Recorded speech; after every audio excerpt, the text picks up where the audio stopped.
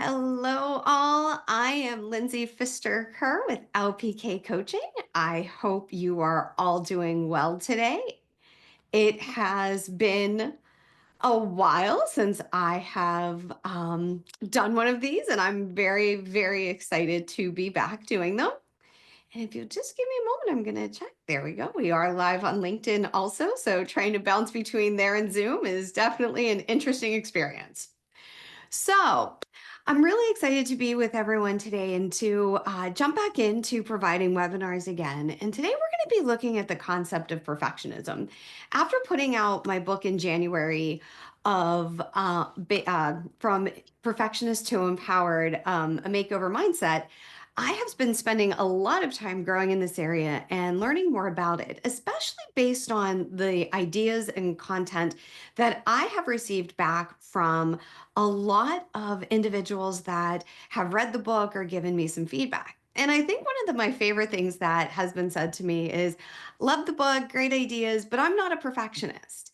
And that really resonated with me because as I thought about it, started to become really curious about that concept. Because for me, perfectionism is something that has always been there. I recognize it when I ever looked at any of my inner critics. Perfectionism was right there in the front, and I knew it was there. I could recognize it quickly. And for a long time, I thought it was, I know it can bounce between.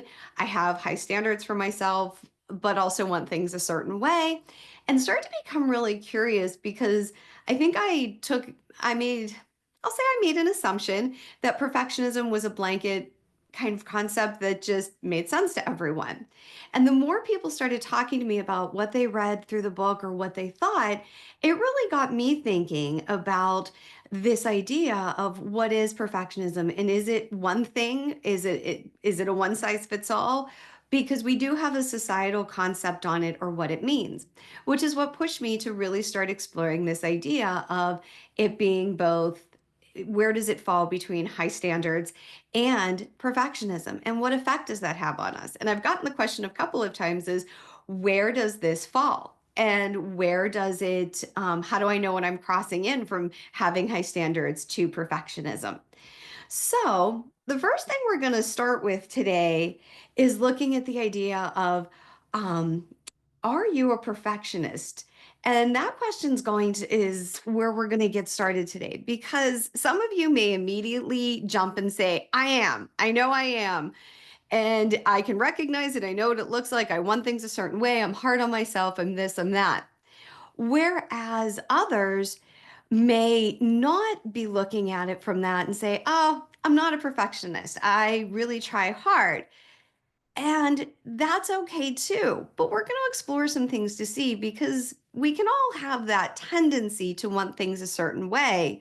The challenge is that it's not always necessarily at the extreme point. Or we could be, and we may be perfectionists who are also having high standards, but since we're always that way, we assume we're being harder on ourselves. So, as we're moving into this idea, we're going to look at the idea of, yes, high standards are when we are feeling good, when we are motivated. And we're going to look at the difference here in a moment. And then, as high standards become expectations, become very inhibiting and very challenging, we can start to look like this poor guy. And this is how it starts to feel. We feel we can't move forward. We can't do things. Nothing's good enough.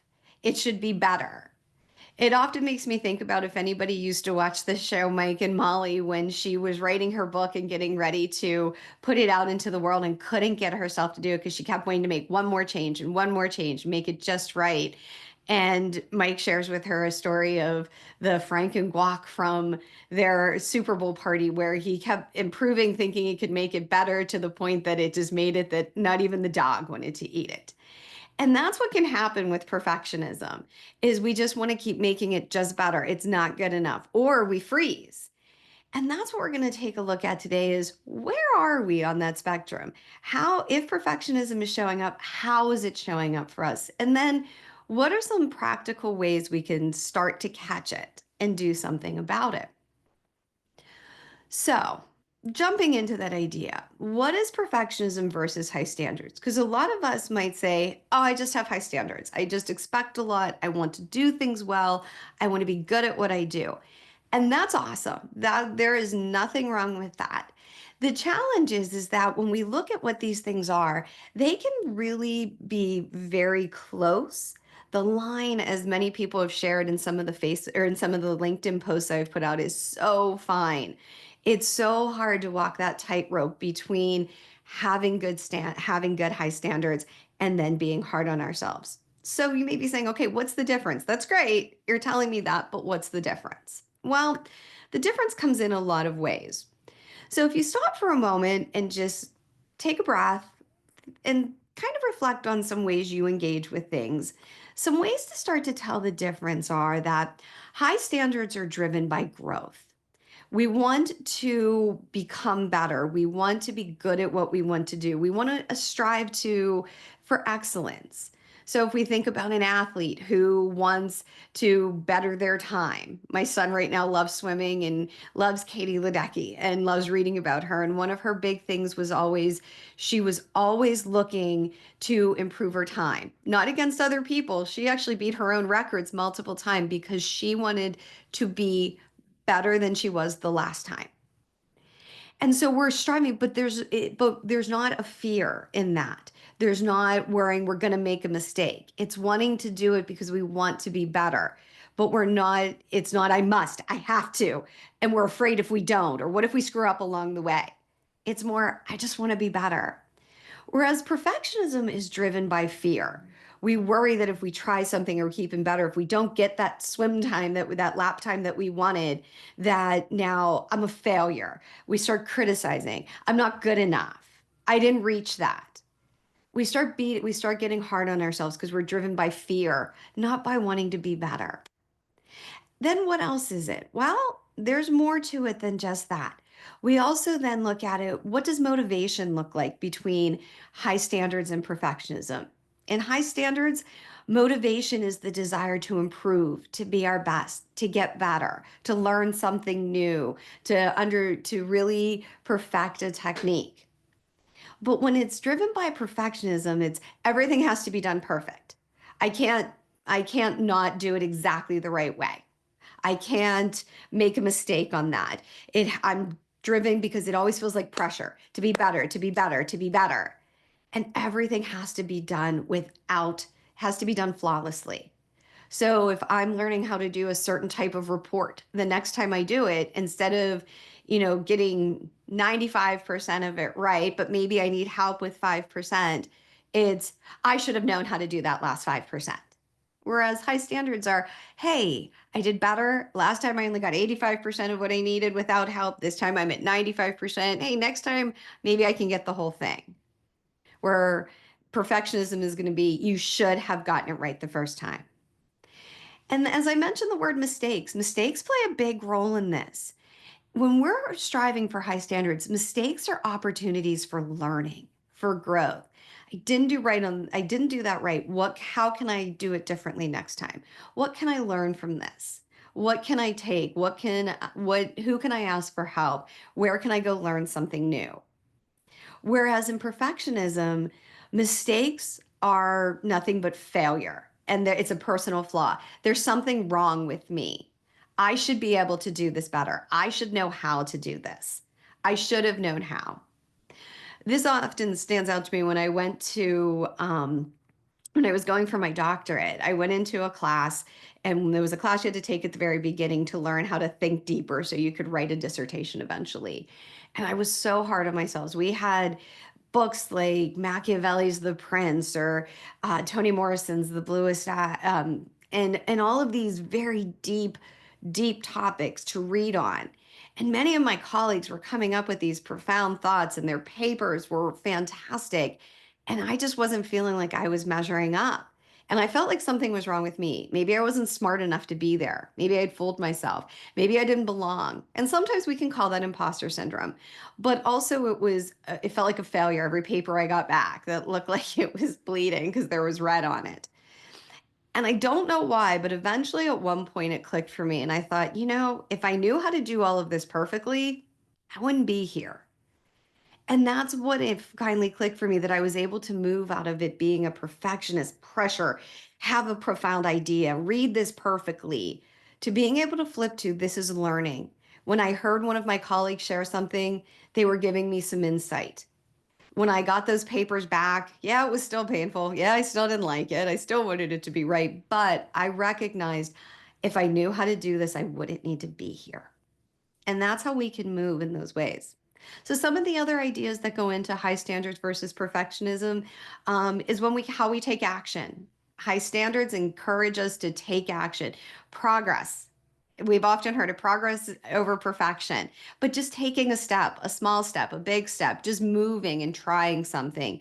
Whereas perfectionism leads us to this lie that when I know how to do this perfectly, when I know how to, the perfect moment will come, when I know how to do it all right, when I will be able to do it without a mistake, then I'll do it.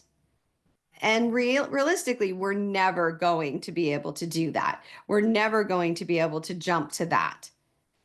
So from there, we then move to our self worth. Where does our self worth lie?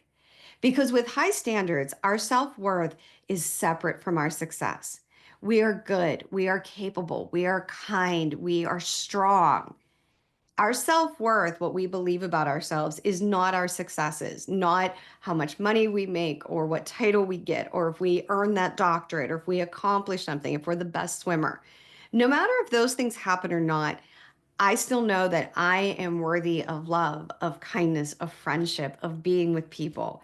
I know that outside of my success, where perfectionism tells us for you to be worth people being with or talking to or spending time with or just being worthy of anything is tied to your achievement. If you can't accomplish this, then it's not good enough.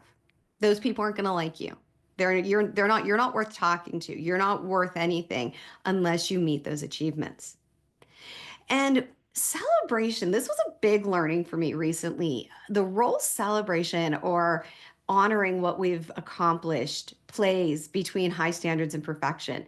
In high standards, we can take a moment and honor or celebrate or be excited about what we've done, what we've accomplished, because we can look at it and go, look what I did. So whether it was um,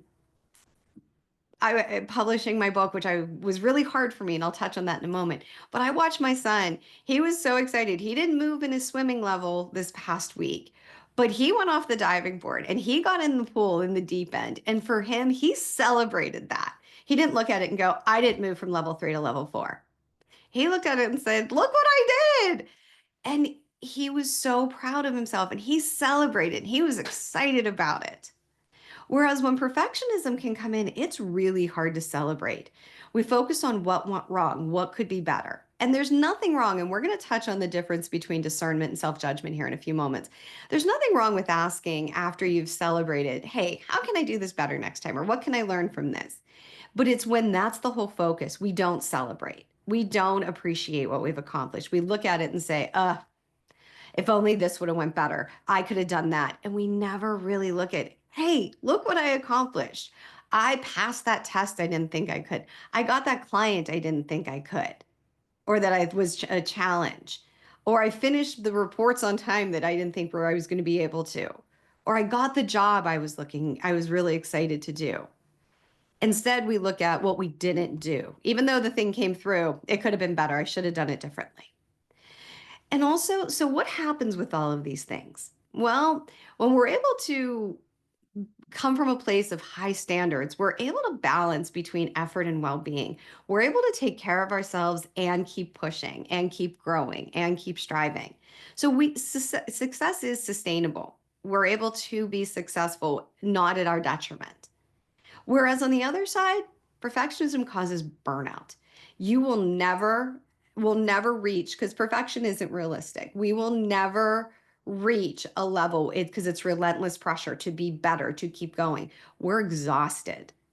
We're tired. We keep going and draining our battery. And maybe we plug it back in just enough to get a little bit of a boost just to keep going. It's like when your cell phone is about to die and you plug it in just enough to get through the next call or just enough to get through the next place you're going to be at. but you never actually replenish it. And that's what perfection does. We never really replenish ourselves with celebrating, with growing. We're constantly in a pressure cooker trying to figure out how to finally be flawless. But in some cases, not all perfectionism leads to burnout, and we can move around on that. So before we jump to getting to the spectrum on that, one question that I recently learned by while doing some research was the effect of whose standards are you focused on when it comes to if you have a level of perfectionism. So even if it's a small amount or if it's a big amount, one of the really big differences in the toll that it takes, I recently learned, is the idea of is it self-oriented or socially prescribed? And so, to help you make the difference, if you want to take, just like we did, looking at how you're engaging. So, are you at a high standards or are you in a perfectionism mode? Take a moment and think about this.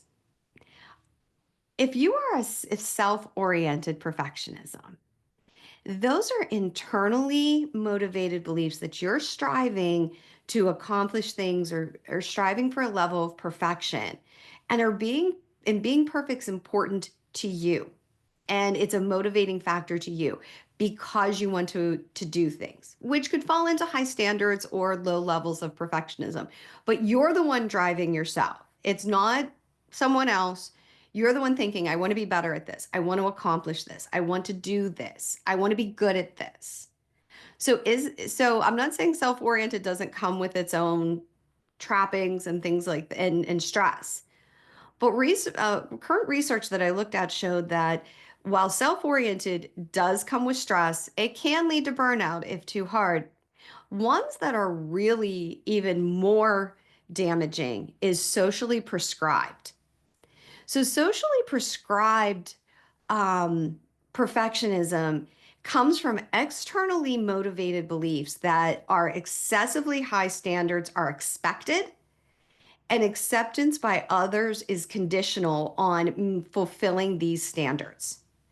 So, if we have expectations from a boss, a parent, a spouse, a friend, that are excessively high standards of expectations of us. And we've taken those on to try to meet those. And we see those expectations as a condition for them to still want to care for us, be with us, interact with us. Then we're looking at socially prescribed ones. And they are perceptions that others impose perfection on us. We have to dress perfectly, look perfectly, speak perfectly, act perfectly. And if not, we're going to be reminded of it. And they're going, and then they put a condition on it. If you don't, then. And the research I currently looked at showed that this is even more damaging and more challenging than just self-oriented. Self-oriented, we're hard on ourselves, but this can be even lead to faster burnout because we're trying to reach someone else's.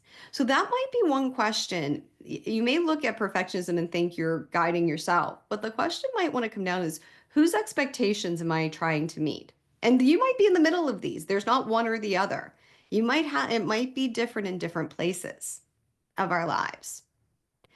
So now that we have some background on how we might be how perfectionism might show up, the question I keep getting is how do I know when I'm crossing from high standards into perfectionism and even leading to the highest levels that could cause burnout? And I started doing some thinking about that and started looking at this idea from I love spectrums. Anyone who coaches with me, we often talk about spectrums. When I talk about how I perceive things, I often perceive things on a spectrum as to where are we at? Are we looking at things as this or that? I'm either a perfectionist or I'm not. And so we try to look at things from not so much settling in as this or that, but where are we at? Because in reality, life isn't that clear cut. It's not that black and white, this or that. We move a lot. So when we're looking at it, if we look at high standards would fall into a place of healthy striving. It's growth focused. We set high but realistic goals. We're setting goals that we can achieve, that stretch us, that pull us, but aren't so strong and so set that there's no way possibly I'm going to hold a holiday party and it's going to be perfect. That's not it. I want to hold a holiday party and I want people to come and enjoy each other's company. And I want to share food that I really love seeing people enjoy. That's realistic. We learn from mistakes and feedback. We don't get our back up when someone starts giving us feedback. We hear what they have to say. It wasn't one of my favorite things, but when I used to get observed as a teacher, I really did enjoy when I got feedback from it because it was like, okay, here's what I'm teaching, here's how I do it. I'm in my own bubble when I'm doing it. What are you seeing that I could better relate to my students? What are you seeing that I could better relate to people?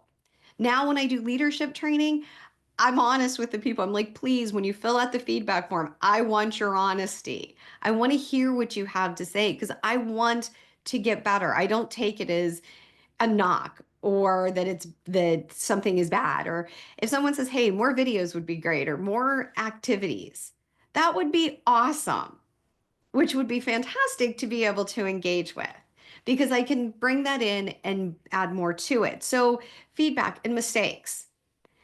I didn't do something right. What can I learn from it? I did a presentation and it didn't go well for my boss. Okay. Well, I do always encourage people, what is something that went well? Like, did the slides come up on the screen? Okay. Were they all spelled right? Find something because if not, you can go down a very deep hole very fast. But then what can you learn? These people me to present information in a more direct way and I gave too much information. Oh, these people want more information. I shouldn't have been quite so direct. What can I learn? And then also from that, how can we find satisfaction in progress? I accomplished step 1, I accomplished step 2. I got part of the work done. I met my deadline. What does it look like as we're growing? So now that's where healthy striving is. That's where high standards live. And then we can start to move into the next part, which is where we become more achievement oriented and there's some moderate pressure. We're starting to move into perfectionism. It's not full blown perfectionism, we're kind of in between. So, what does achievement oriented look like? Well, we work hard, but there is still some fear of failure. We worry about what our boss might think, what someone else might think. I'll be honest, about 2 weeks ago, I had my son's 6th birthday party at a bowling alley. I was a nervous wreck going into that. It was a group of 6-year-olds who were going to be bowling and eating pizza. That does not sound like it should be a lot of pressure, but it was for me. I was very nervous because I'm like, what if this is a failure? What if none of the kids have fun? What if they don't enjoy it? What if the parents think this was a bad idea? So I'll be honest, I was an achievement oriented. I had some moderate pressure going into it. Luckily, it all turned out well. Everybody had a great time, and it was definitely entertaining to watch a group of 6-year-olds try to bowl. But we're working hard, but that failure still keeps tricky coming in, but not taking over. We're still able to make progress. We can be self critical, but we keep moving forward. We can question what we're doing, question if it's the best way, but we can still keep moving. We're not frozen. It's not so self critical. Maybe some things like, ooh, should you have done this? Could you do that? Oh, Linz, why didn't you? Or be something I'd say to myself. But I can still keep moving forward. So I'll be honest, like today, I'm getting ready to do this. I was nervous. I wanted to be done well. I wanted to be right. And then all of a sudden, they started doing a lot of very loud work outside my house. I was self critical, like, oh, why'd you pick this day? Couldn't you have picked a different day? You knew they were doing some work. But I was like, you know what? I'm going to keep moving forward. And we still can struggle to celebrate. Someone would say, "Look, you did a great job. That's awesome. Look how wonderful it went." And our response still might be, "Yeah, but I could have. But I didn't." So we still have some moderate pressure, but we're not it's not bad. It's manageable. It's somewhere that's on a lower end, but it's still some pressure. We want to keep an eye on it because if not, it can keep growing. And when it keeps growing, we can get into full blown self critical, which is high pressure and high stress. That's where we start crossing into these very large red flag warning signs, which are things like it's never good enough. No matter what you do, it'll never be good enough. It won't be done well enough. It won't be written right. It won't have enough facts. Whatever it is, it will never be good enough. We overthink, procrastination starts coming in, and we start to avoid risks. We're going to go the safe route. We know if we do it this way, it should be okay. I should limit any type of possibilities that could go wrong. However, we avoid any risk. We're not going to try something new. We're going to go in and do the presentation like we've always done it. We're not going to try using a different format or try bringing in a different way. And we start overthinking. We start questioning everything, wondering about everything. Should I know more? We start moving into some possible paralysis analysis. We start thinking too much and we start to procrastinate. We put it off because we're so afraid we're going to do it wrong. We'll get to it tomorrow. We'll get to it tomorrow. Maybe tomorrow. Because it's not that we're lazy or we don't want to do it. We're afraid of what happens when we do. And then we struggle with self-doubt and exhaustion. We're constantly questioning ourselves. We're constantly wondering if we're right, if we're good enough, if we're doing everything, and it just keeps building. And it is very mentally and emotionally draining. Which after this one, we really need to start paying attention, because after this, we really run into the highest level, which is full blown perfectionism at its extreme, which becomes paralyzing perfectionism. It's extreme and it is harmful. We won't take action unless something is perfect. Until we know every detail, every fact, have every piece of information, we will not move. We're in constant fear of criticism and mistakes. And we tie our self-worth to if it gets done. And we are so cruel on ourselves and so mean that we now lead to the possibility of burning out. If we live at this level on a constant, everyday method, everywhere in our lives, this is at work, this is at home, I have to be the perfect parent. I have to be the perfect employee. I have to be the perfect partner. I have to be the perfect friend. I have to do it all right. There is no room for failure. There's no room, because if I don't do it, then what will happen? Well, if it's that socially prescribed, then I may be convinced that that person won't love me anymore. Or if it's me personally, I'm just not good enough. I knew I was a bad person. I knew I was horrible at what I did. And that is going to wear us down to the point of burnout, of stress, and of not accomplishing things. So this is one way to start to look at it, because not all of us, some of us can live at the high end, some of us can live at the low end, and the majority of us probably move in between. As someone once told me, that we want some movement in the system. We want to move, and we do. And so one of the things we want to make sure we do. So what can we do about this? Well, the first part is being aware, recognizing where are we at. And one of the ways we can do that is through mindfulness, is pausing, looking at where we are. What are we feeling in our bodies? Are we feeling anxiety? Are we feeling are we feeling excitement? Are we feeling literally pressure? Is there a knot in your stomach? Maybe a weight on your chest? Mindfulness is a great way to check in with where we are before we get too far down the rabbit hole. So what are some ways we can pull ourselves back when we recognize that? There's now, depending upon how deep we're into this, is where the challenge comes. If we're all the way in living in paralyzing perfectionism, that's going to require some support, whether it's through therapy, whether it's coaching, whether it's talking with someone. That's going to be pretty heavy. And not if it's our ongoing. But if we're at the other levels, even if we're visiting there, we can use some things like focal point, getting into our body to break the mind's swirling, feeling our feet on the floor, listening for sounds, taking some deep breaths if that's comfortable. That can help break the mind's spiraling of beating us up, yelling at us, telling us nothing's ever good enough. And we can break that a little bit. So we can maybe go for a brief walk and feel our feet on the concrete, hear the sounds, feel the air on your face. Do the 5, 4, 3, 2, 1. Look at 5 objects, feel 4 sensations, listen to 3 sounds, taste 2 items, smell 1 thing if you can. Something to get into our bodies. So mindfulness can bring us back, stop the spiraling mind, and start to focus us. Once we're able to get it under check, we're then able to move into some level of intentionality, which is really important. We want to recognize what we're feeling, get into the body to break the mind's spiraling because it can't multitask. It's going to have to do one or the other. Even if we can find 5 seconds of space and then decide, what do we want to do? Do I want to keep beating myself up?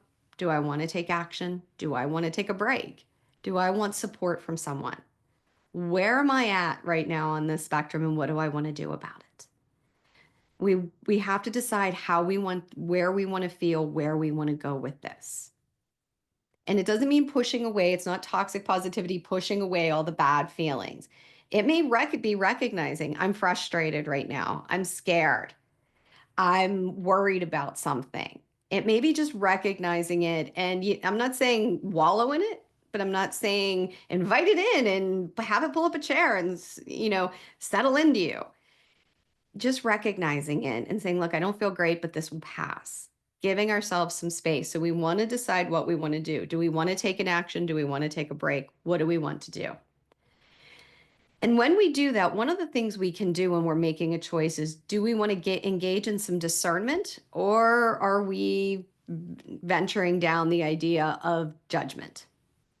So do we want to discern, what can I learn in this moment? What can I do with this? What can I do with this feeling? What can I do with how I'm talking to myself? Just like I told you in that class I took a moment, I recognized I don't know everything here, and that's why I'm here. I was able to change it from discernment, from judging myself to, you're not smart enough. You're too dumb to be here. Can you believe they even let you in? To, I need to learn something, and that's why I'm in this class. And so the question is can we switch to discernment, to learning, to taking in information, figuring out what can we learn or how can we grow, to going down the slippery slope of judgment, of questioning our abilities, being mean to ourselves. So we have some ways we can move forward with this.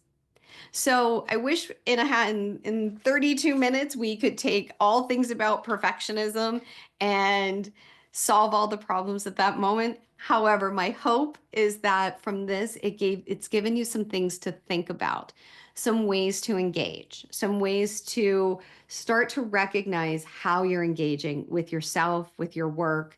And keep in mind, perfectionism doesn't show up as a blanket. It might be just at work for some of us. It might be just at home for some of us, how our home looks, how we care for our family. It might show up nowhere else but in parenting. So it may not, or some of us, it might show up everywhere. Where is if this is a challenge for you, where is it showing up? How's it showing up? And what level is it at for you? And then hopefully you can apply some mindfulness, some intentionality, and start to learn from some things. So, as I shared at the beginning, it's my pleasure to be here with you. I am Lindsay Pfister from LPK Coaching. If I can do anything to help you or support you, please email me. I will put some links down below. I have created a quick 2-minute check-in that you can see what level of perfectionism you may or may not be working at. Are you working at high standards, or you may be at a little bit more of a challenging way?